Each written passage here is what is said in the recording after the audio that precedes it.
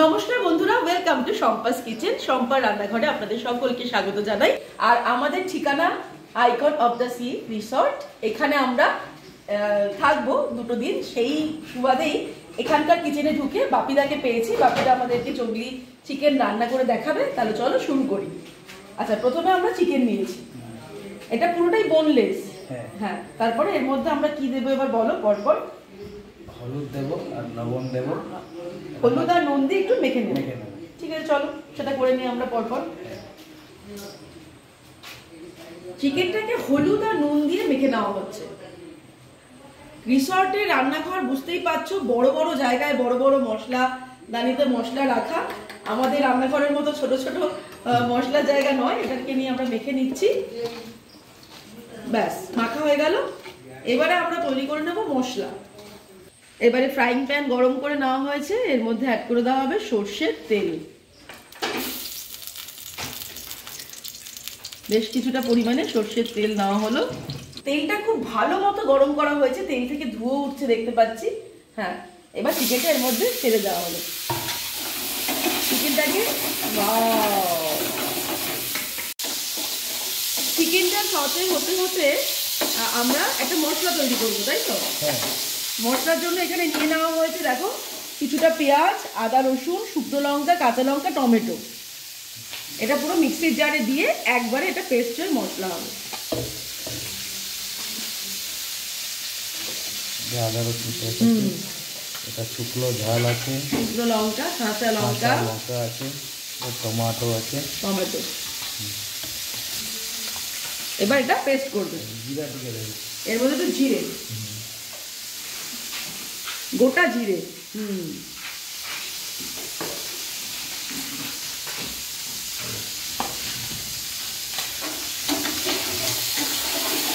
সাথে সাথে আমাদের চিকেনটাও কিন্তু সুন্দর ফ্রাই হয়ে যাচ্ছে। বাও, এই যে আগুনটা উঠছে, একটা স্মোকি ফ্লেভার কিন্তু চিকেনের মধ্যে চলে আসছে।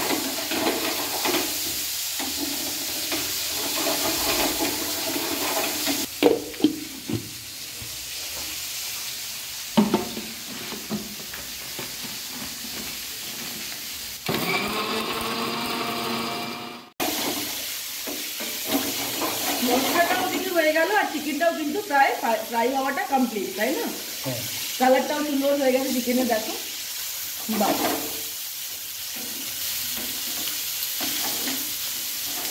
সুন্দর কালার হয়ে গেছে চিকেনের। এই যে সবকিছুর মশলার পেস্ট কিন্তু তৈরি হয়ে গেছে। এবার এটা আমরা রান্নাতে অ্যাড করব। রেসিপিটা কিন্তু একদম সময় কম লাগছে, যেটা দেখে মনে হচ্ছে। খুবই চটজলদি একটা চিকেনের রেসিপি আমরা বলতে পারি। ব্যাস, এটা দিয়ে এবার ফ্রাই হচ্ছে, মশলার সঙ্গে চিকেন একসঙ্গে ফ্রাই করা হচ্ছে।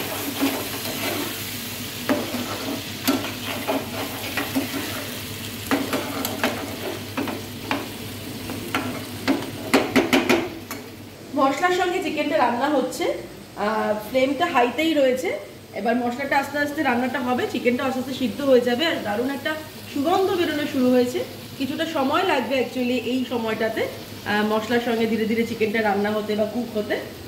তাহলে চলো সেই সময় আমরা ঝট করে এই আইকন অফ দ্য সি এর একটা ঝলক তোমাদেরকে দেখিয়ে দিই, যেখানে আমরা রয়েছি। তোমরা সঙ্গে থাকো। আমি উইকেন্ডের ছুটিতে পরিবারের সাথে চলে এসেছি নতুন virgin beach resort icon of the সিতে। এই বিচ রিসর্টে এসে প্রতিটা মুহূর্ত আমরা খুব এনজয় করেছি। যদি এই ছোট্ট ইনফো দেখেই তোমাদের যেতে ইচ্ছে করে, আমায় কমেন্ট করে জানিও, আমি সমস্ত ডিটেলস শেয়ার করে দেব। বাপিদা এক চিলতে পাতিলেবু কেটে নিল। রান্নার শেষে এই এক চিলতে পাতিলেবু রস এর মধ্যে অ্যাড করে দেওয়া হলো। এখনই আমার মুখে পুরো জল আসছে, কারণ আমি যেরকম সুগন্ধ পাচ্ছি আর বুঝতেই পারছি একটা টক ঝাল স্বাদ আমরা পাবো এই জংলি চিকেনের, যেটা কিন্তু অপূর্ব হবে। দেখো, এটার মধ্যে কিন্তু কোনো জল আলাদা করে অ্যাড করা হয়নি। মশলার সঙ্গে চিকেনটা রান্না হলো আর অলরেডি মশলাটা দেখতে পাচ্ছ যে পুরো একদম ফ্রাই হয়ে এসেছে। মশলা থেকে তেল ছাড়তে শুরু করেছে। জাস্ট লেবুর রসটা দিয়ে একটুখানি টুইস্ট করে নেওয়া হচ্ছে। সবার শেষে ছড়িয়ে দেওয়া হচ্ছে গরম মশলা। মশলা কিন্তু একদম চিকেনের গামাখো গামাখো হয়ে গেছে রান্না করতে করতে। এটাই হচ্ছে বিশেষত্ব এই রেসিপি। একদম মশলা কিন্তু গায়ের মধ্যে মিশে গেছে চিকেনে। একটু ধনেপাতা দিয়ে দেওয়া হলো, ব্যাস একদম 16 কলা পূর্ণ।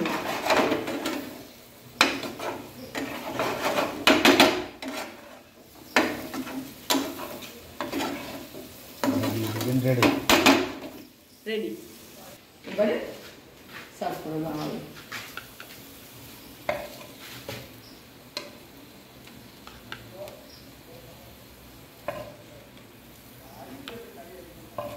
কারি পাতা দিয়ে গার্নিশ করে দেওয়া হলো। রান্না তো হয়ে গেল, এবারে টেস্ট করব। দেখেই তো মানে অসাধারণ লাগছে, দারুণ লোভনীয়, বেশ স্পাইসি দেখে মনে হচ্ছে। খুব সফট হয়েছে চিকেনটা,